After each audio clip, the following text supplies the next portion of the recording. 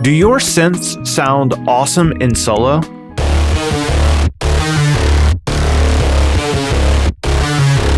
But when you bring them in the mix, this happens.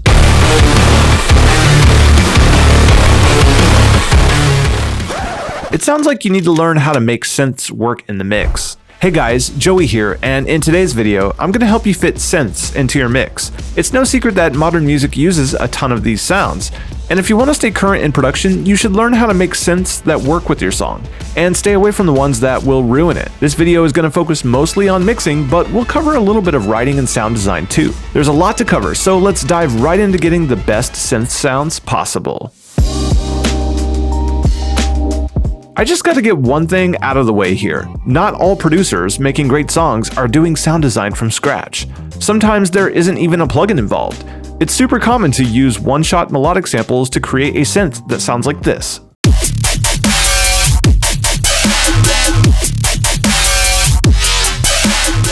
If you're at the start of a project, try writing around a more complex melody sample.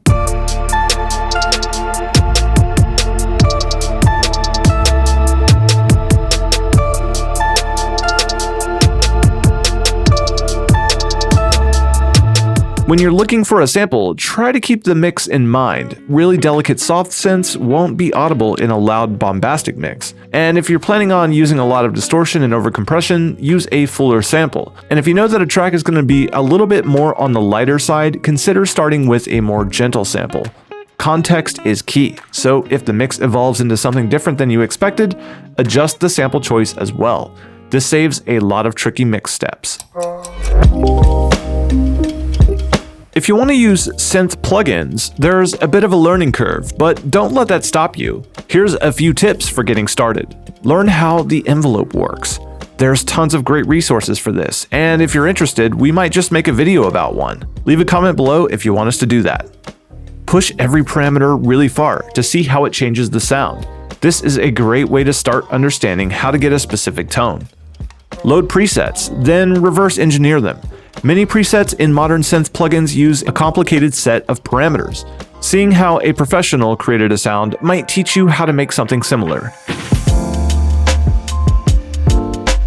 Note choice and arrangement is a huge step in getting synths to sound right.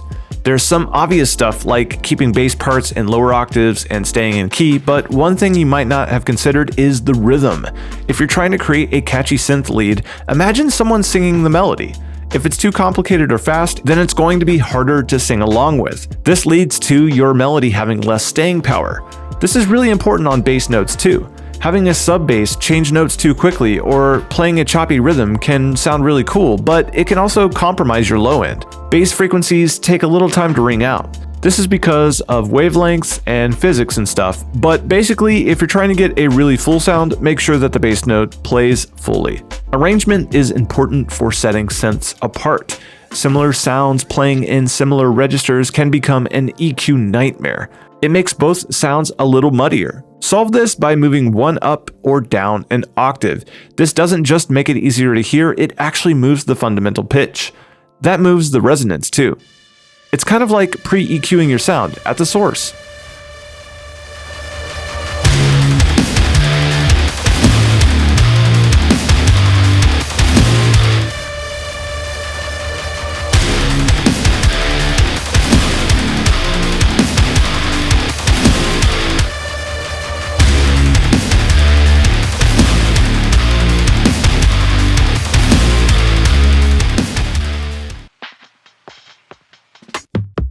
Whether you're working with a sample, a plugin, or an analog synth, there's a little bit of work to be done on the individual tracks. Make sure that the volume is consistent. Sounds that have a big dynamic range can get lost in louder mixes. This is especially important for metal, hard rock, or aggressive EDM songs. Tame those sounds with a compressor.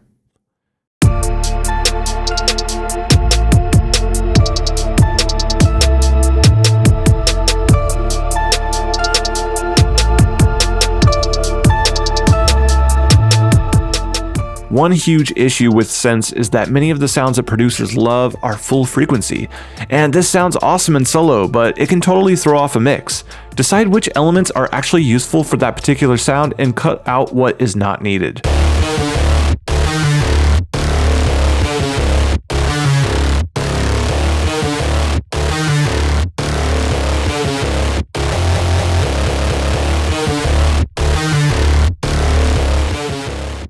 If the synth sound you're working with doesn't have any baked-in ambience, try adding some reverb and delay.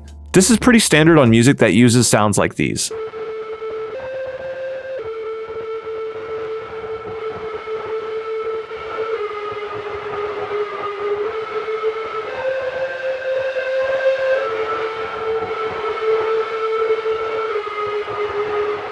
Make a decision about the stereo field. Is this a mono sound or a super wide one? Is it panned? If you need a little extra size, then try a stereo widener.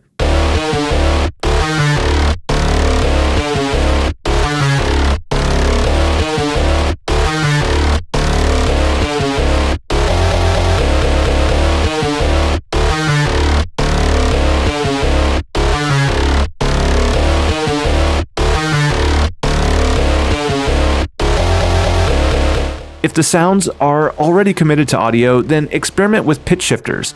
This is a cool effect that works on lots of different sounds.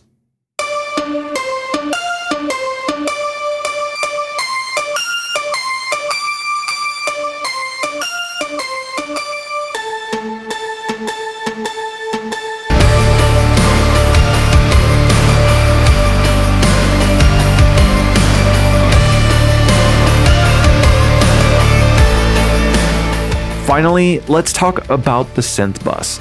It's pretty common to use some kind of multiband dynamics processing to control the overall level of the synths. Without this step, they can get overpowering.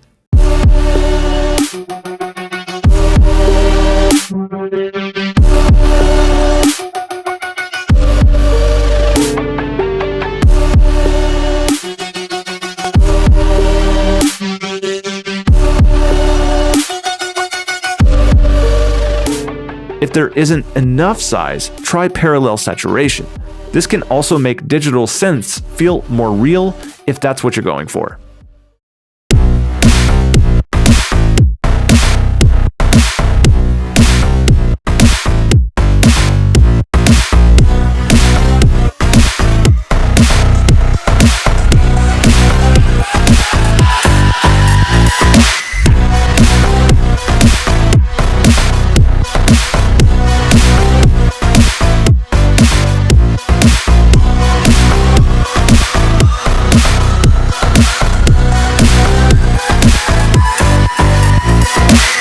No matter how you work with synths, keep these questions in mind.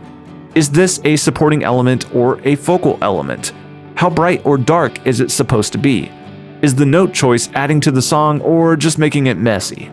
And finally, what's the most important thing happening in each frequency band? If you answer those questions for your mix, you'll have clean synths and add size and depth to any production every time. Don't have a synth plugin? No problem. Let us take care of the sound design. Download JST Melodic Spark and use any of its inspirational synth sounds. Whether you're looking for bass, pads, arpeggios, or leads, Melodic Spark has you covered. Want the bus processor that we used in this video? That's Joel Wanasek Bus Glue Keys. It's got a really useful saturation, glue, and widening control called Push. Download Melodic Spark and the Joel Wanasek Bus Glue Bundle right now at joeysturgistones.com. Thanks for watching, and if you like this video, hit that subscribe button. Don't forget to check the links in the description below and tap that bell to get notified whenever we upload new videos. Until next time, happy mixing.